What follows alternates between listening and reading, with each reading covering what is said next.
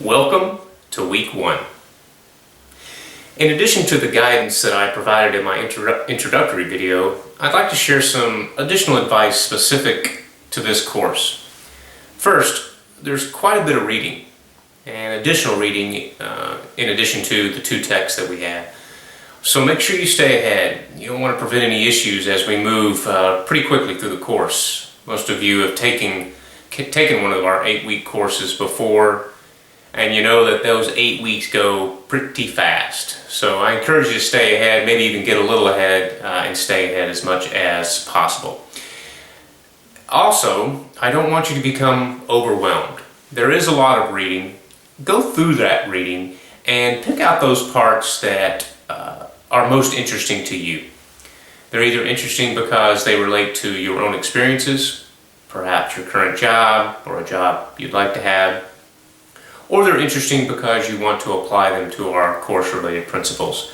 Remember, I'll be looking for quotes and paraphrases from all of our reading in your initial discussion board post, your peer responses in the discussion boards, as well as your assignments. So go through those readings. Don't get overwhelmed, but also don't get behind.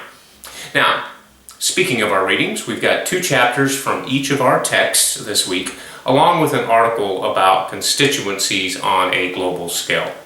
I'm going to start with that Grunig article. That's the article about constituencies on a global scale.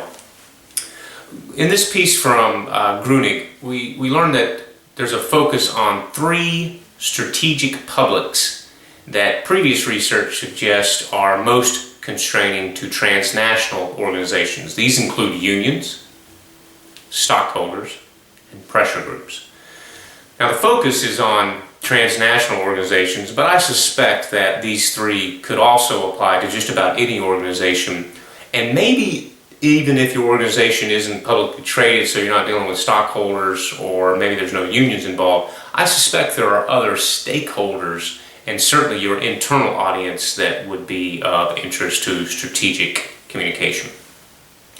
Now Grunig also concludes that the media as a strategic public would fall behind the organization's customers or clients, the community where it operates, its competitors or suppliers, and the local, regional, or national government of the host country. The point that Grunig is making is that we focus a lot on media, and the assertion is that we should focus less on media and more on these other constituencies. I have a different opinion about that. I think that you can use the media to reach those constituencies, so it may be somewhat semantical, but I look forward to getting your thoughts on that subject. And more importantly, I look forward to seeing how you can consider those thoughts and any implications they might have for this approach for a public affairs or public relations practitioner. All right, let's move on to our text. First of all, I encourage you to take those self-assessments that are offered in our primary text. There's some really good, insightful information that you can glean from those self-assessments. Take them for yourself, but also, if you have the capability to do so, feel free to share those with your coworkers or other people in other organizations in which you may serve, because you can learn a lot about them as well. 2 of them that you'll notice is the Your Best and Worst Leadership Moments. That's on page 3 of the Hackman and Johnson text, and the Willing to Communicate scale, which is on page 21, again in the Hackman and Johnson text. One of the quotes that I found in our reading this week from Hackman and Johnson, they talk about the 4 significant ways to identify the communication patterns of leaders. Now this is pretty common. I teach a lot of leadership classes, and you'll typically study some or all 4 of these. There's the Michigan Leadership Study, the Ohio State Leadership Study, McGregor's Theory X and Theory Y, some of you may have heard of that, and then there's Blake and Kansas Leadership Grid. Here's the thing to keep in mind. Don't get mired down in the details. Essentially, each of these have a lot of commonality, and that commonality is this. When we study leadership, we find that leaders focus on the people, or they focus primarily on the production. Are you a people person or are you a production person? And each of these leadership studies essentially look at how much emphasis a leader places on those. You'll find as you read that, one is not better than the other. A good mix is usually what you want to rely upon in your own leadership. Okay, and then one of my favorite books is Friedman's The World is Flat. Make sure you go through there and look at the 10 forces that flattened the world. That's in chapter 2 of Friedman's book.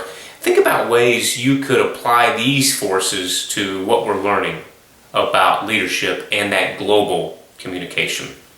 I also like the quote by Friedman in chapter 1 where it says, everyone has to focus on what exactly is their value added. Take that with you in your own organization. What value do you add?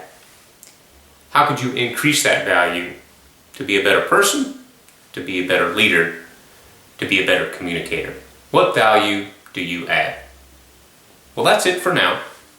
I'll remind you every week, stay ahead with your assignments, stay engaged in the discussion board, and most of all, enjoy this time of learning.